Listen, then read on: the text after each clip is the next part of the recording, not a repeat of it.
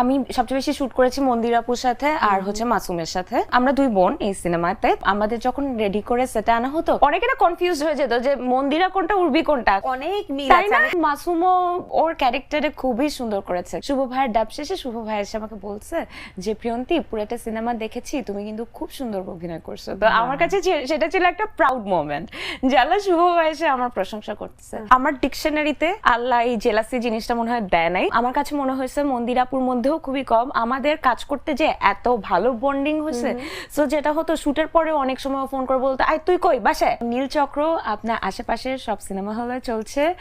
নীলচক্রের গল্প খুবই সুন্দর এবং আমি খুবই সুন্দর মানে একটা অন্যরকম ক্যারেক্টার করেছি যেখানে আমি একটা টিকটকার, বাট আমি আমার লাইফে আসলে কখনো টিকটক করি নাই। আপনারা দেখেন, আমার মনে হয় ভালো লাগবে। আর সিনেমা তো এখন সুদিন, যেহেতু সিনেমা এখন মানুষ দেখছে, ভালোবাসছে, আপনারা দেখেন, দেখে আমাকে জানান, আমাদের টিমকে জানান।